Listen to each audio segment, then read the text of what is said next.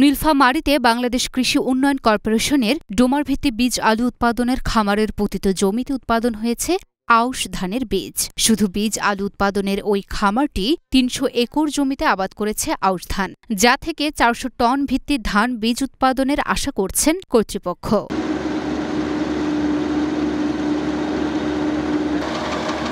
সংশ্লিষ্টরা বলছেন, ওই পরিমাণ বীজ দিয়ে আউশ আবাদ করা যাবে ৪০,০০০ একর জমি।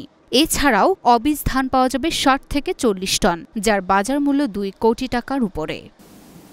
চলতি উৎপাদন মৌসুমে ডোমার ভিত্তি বীজ আলু উৎপাদন খামারে ৩০০ একর জমিতে বিরি ধান ৯৮ জাতের আউশ ধানের চাষাবাদ করা হয়েছে, যেটি থেকে আমরা ৪০০ টনেরও অধিক ভিত্তি বীজ পাবো বলে আমরা আশাবাদী। পাশাপাশি বীজ বাদে আরও ৫০ থেকে ৬০ মেট্রিক টন খাবার ধান থাকবে, যেটির একটা আর্থিক ভ্যালু রয়েছে। এবং এই ৪০০ মেট্রিক টন বীজ দিয়ে পরবর্তী বছরে প্রায় ৪০,০০০ একর জমিতে চাষাবাদ করা যাবে, যাতে দেশের খাদ্য চাহিদার বা খাদ্য নিরাপত্তার ক্ষেত্রে একটা গুরুত্বপূর্ণ ভূমিকা পালন করবে। আপনার জেনে খুশি হবেন যে আমরা প্রায় ৩ বছর থেকে ধারাবাহিকভাবে আমরা কিন্তু আউশ চাষ করছি। আগে এই খামারটি শুধুমাত্র ভিত্তি বীজ আলু উৎপাদন করা হতো এবং বাকি সময় সারা বছর জমিগুলো পড়ে থাকতো, কিন্তু গত তিন বছর থেকে আমরা ধারাবাহিকভাবে এই অফ সময়ে আলুর মাঝখানে যে ফসল, সেই ফসল হিসাবে আমরা সবুজ সার ফসল করি, তারপরই আমরা আউশ ধানের চাষাবাদ করে থাকি। এই আউশ বীজগুলো সারা দেশে ছড়িয়ে যাবে, বিশেষ করে কুমিল্লা, ফেনী, নোয়াখালী এবং চুয়াডাঙ্গা অঞ্চলে যেখানে আউশের আবাদ হয়, সেখানে এই বীজগুলো বিএডিসির মার্কেটিং চ্যানেলের মাধ্যমে কৃষকের দোরগোড়ায় পৌঁছে যাবে। খামার সূত্রে জানা যায়, ভিত্তি বীজ আলু উৎপাদনের জন্য ৬৫০ একর জমিতে বিএডিসির বিশেষায়িত খামার এটি। এই খামারে প্রতি বছর আলু আবাদের পর সীমিত আকারে গম চাষ হতো।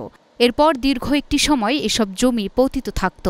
তবে গত ২ বছর ধরে পতিত জমিগুলোতে আউশের ভিত্তি বীজ উৎপাদনে কয়েক জাতের ধানের আবাদ করা হচ্ছে। এতে করে অলস পড়ে থাকা এসব জমির আবাদ একদিকে খরা সহিংসু আউশ ধান বীজের সংকট কাটাচ্ছে, অন্যদিকে বড় আমন মৌসুমের মধ্যবর্তী সময়ে কর্মহীন থাকা কৃষি শ্রমিকদের কর্মসংস্থানের সুযোগ সৃষ্টি করেছে। তাছাড়াও অসময়ে একটি ফসল উৎপাদনে খামারের বাড়তি আয় হচ্ছে।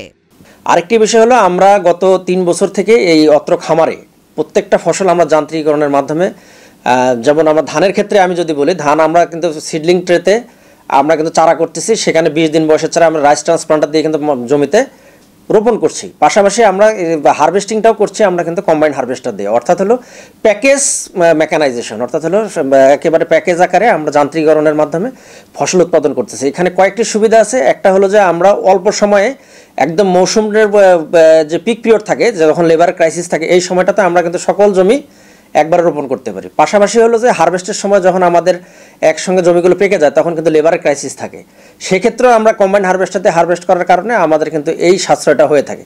পাশাপাশি আমরা খুব দ্রুততম সময়ে প্রাকৃতিক দুর্যোগ থেকে ফসলকে সংগ্রহ করে আমরা সংরক্ষণ করতে পারি।